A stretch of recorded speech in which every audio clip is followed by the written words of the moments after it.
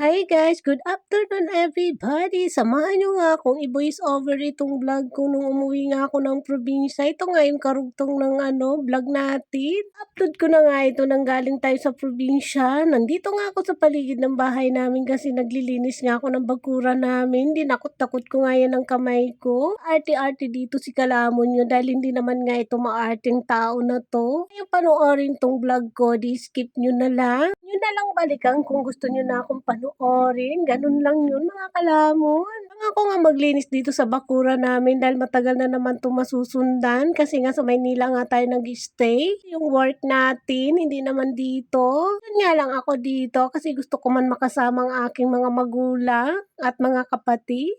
Ako halos ginawa dito kundi kumain, matulog, ganun ang buhay ko dito. Pansin nyo nga, may belbal na nga ako dito. Medyo tumaba na nga ako at nasunog na nga yung balat ko. Hindi ko nga iniinda dito ang init. Kung super init na nga, wala akong pakialam. Basta gusto ko maglinis at gumalaw-galaw.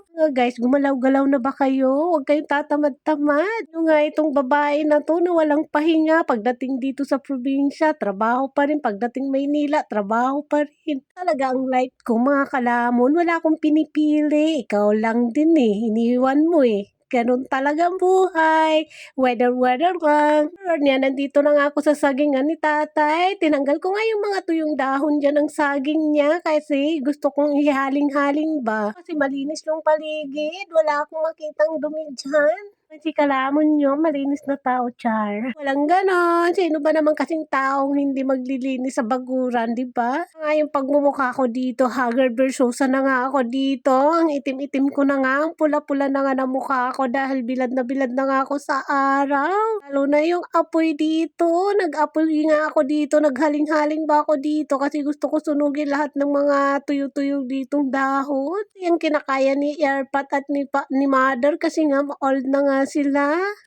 Sila mga kapatid ko naman ang gumagawa niyan, mga pamangkin, inuutusan nila nanay at tatay. Sa kanila, tulungan nyo sila dito. Huwag nyong hayaan na silang gagalaw. Nga silang lakas mga guys. Nasa atin na yung lakas ng ating mga magulang. Kailangan natin silang alagaan. Ganon. Mga magulang pa, kailangan nyo din irespeto at alagaan. Nandito na nga ako sa nagdadakot-dakot na naman nga ako. Nandiyan na naman nga ang katutak nating basher. Bakit daw dinadakot-dakot ko? Hindi ako nag-love. Naku po, kailangan pa ba natin mag-love-love dito? Kasing tao na to guys, walang pinipili. Kahit anong dumi pa yan. Kahit tayo pa yan ng kalabaw, dadakutin ko yan. Basta maghugas ka naman ng kamay, di ba? Taong walang arte, kahit saan mo ako ilagay, kahit anong ibigay mo sa akin trabaho, tatanggapin ko yan. Maghugas ng inodoro, maghugas na kung ano-ano, puwet ng nanay mo, puwet ng tatay mo, kaya kong alagaan yan.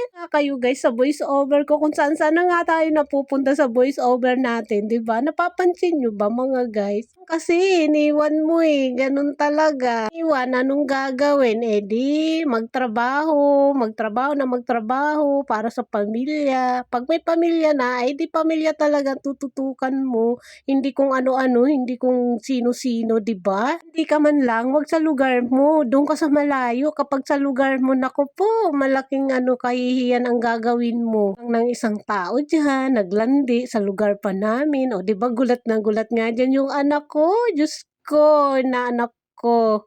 Ano ba yan? May camera pala dyan. Nagulat nga sa paglingon niya. May camera sa harapan niya. So anyway, fast forward. Ito nga, naghaling-haling nga ako dito.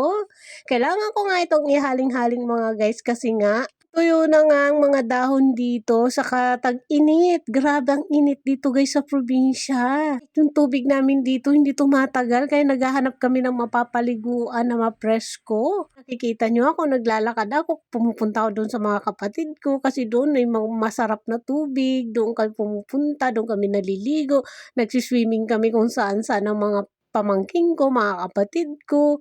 O di ba saan ka pa? Nga dyan nakapag-follow sa aming page. Kaya naman, paki-like naman, paki-share, paki-subscribe para laging updated ka sa aming mga vlog ni Vlogger Girl nyo.